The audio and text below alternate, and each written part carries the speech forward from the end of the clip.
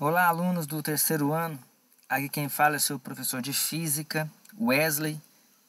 E a gente vai trabalhar nessa videoaula a Física 3, módulo 2. Espelhos esféricos. Bom, o espelho esférico é um pedaço de uma superfície esférica. Esse pedaço a gente chama de calota esférica. Então, toda calota esférica que apresenta uma superfície com alto índice de reflexão, isso é um espelho esférico. Se a superfície refletora estiver na parte interna, eu tenho um espelho esférico côncavo. Se a superfície refletora está na parte externa, eu tenho um espelho esférico convexo. Quais são os elementos de um espelho esférico? Centro de curvatura, que corresponde ao centro da esfera da qual a calota esférica foi retirada, o raio de curvatura, que corresponde ao raio da esfera da qual a calota esférica foi retirada, o ponto mais alto dessa calota esférica nós chamamos de vértice, ou também chamado de polo. O ângulo formado pelo raio que tangencia as extremidades da calota esférica chama-se ângulo de abertura. E a reta que passa pelo centro de curvatura ao vértice, eixo principal. Então, esses são os elementos de um espelho esférico: centro de curvatura, raio de curvatura, vértice e eixo principal. Para que os espelhos esféricos ofereçam uma imagem nítida, deve obedecer à condição de nitidez de Gauss, que diz o seguinte: os raios incidentes devem ser paralelos ou pouco inclinados em relação ao eixo principal e propagando-se próximo a ele, próximo ao eixo principal. E o ângulo de abertura tem que ser menor que 10 graus. Nesse capítulo, todos os exercícios, a gente vai trabalhar com lentes que satisfazem, com espelhos esféricos que satisfazem a condição de nitidez de Gauss. Aqui nós temos uma representação gráfica de um espelho esférico côncavo. Essas ranhuras representam a superfície não refletora, centro de curvatura, vértice e o foco. O foco é a metade do raio de curvatura. Esse foco, esse ponto é observado em laboratório, empiricamente, porque os raios convergem, os raios que incidem em paralelo convergem nesse ponto. Aqui nós temos a representação gráfica de um espelho esférico convexo, vértice, centro de curvatura e foco.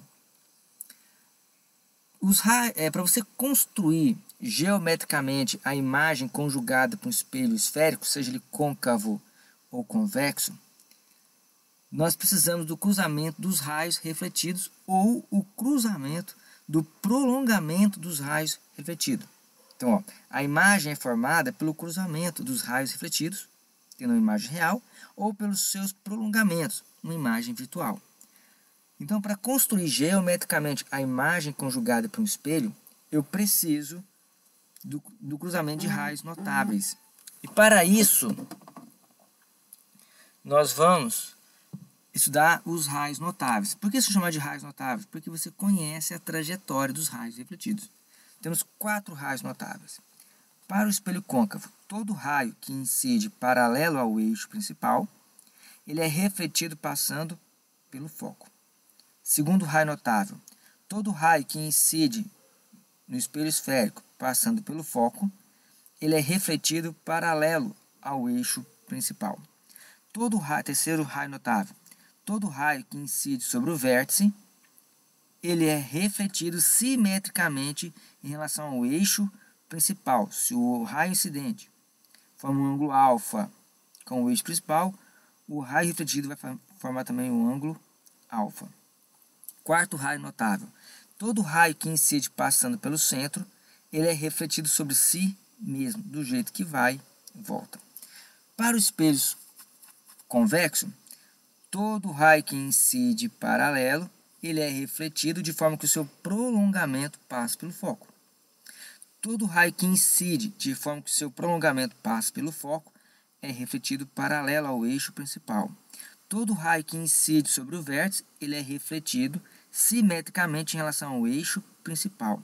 E todo raio que incide de forma que seu prolongamento passa pelo centro, é refletido sobre si mesmo, do jeito que vem, volta.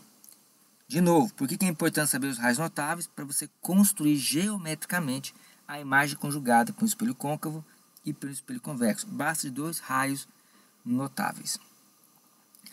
O espelho côncavo, dependendo de onde o objeto está posicionado, a imagem conjugada por ele muda. Por exemplo, quando o objeto está antes do centro de curvatura, a imagem ela é real, porque ela é formada pelo cruzamento dos raios refletidos.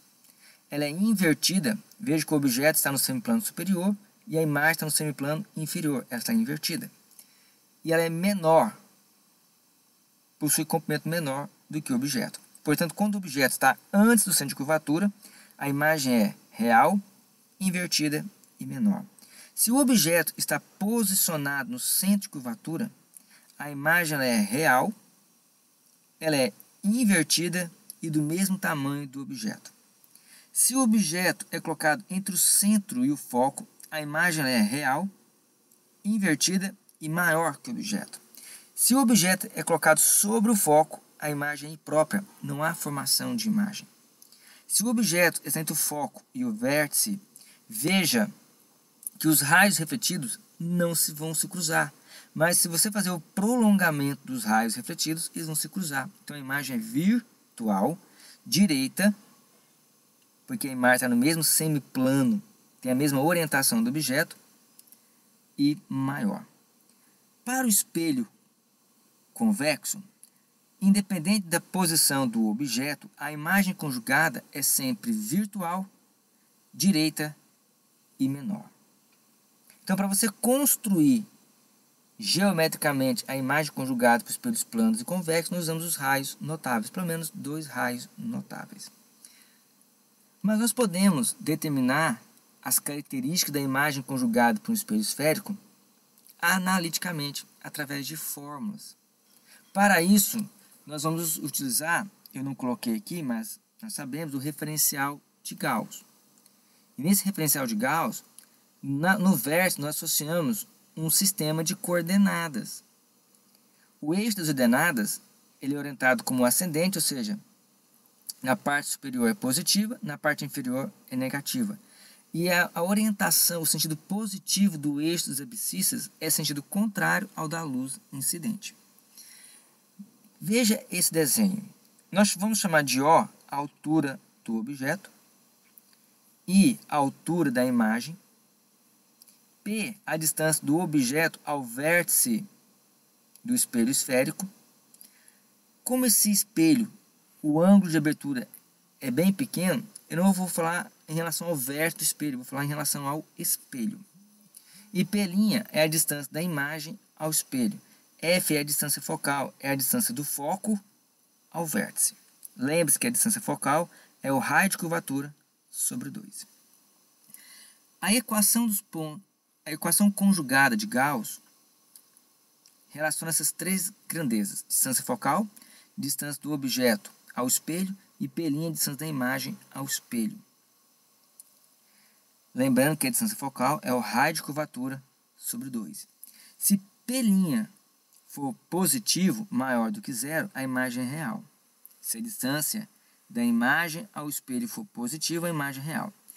Se a distância da imagem ao espelho for negativa, for menor do que 0, a imagem é virtual. Se a distância focal for positiva, o espelho é côncavo.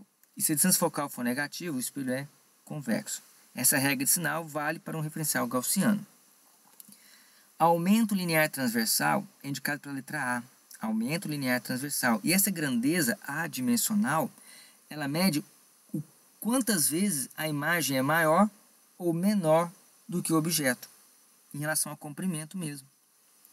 Então, o aumento linear transversal é a razão da altura da imagem pela altura do objeto, igual a menos a distância da imagem ao espelho sobre a distância do objeto ao espelho. Uma observação: se o aumento linear transversal é positivo, maior do que 0, a imagem é direita. Ou seja, a imagem tem a mesma orientação do objeto. Se o aumento linear transversal for negativa, menor do que 0, a imagem é invertida. Ou seja, a imagem tem orientação contrária ao objeto. Pessoal, esse é o nosso conteúdo dessa videoaula. Espero que vocês tenham aprendido. Deus abençoe os seus estudos, esse tempo que você tenha tendo para estudar com melhor qualidade. E lembre-se, aluno, é tempo de crescer.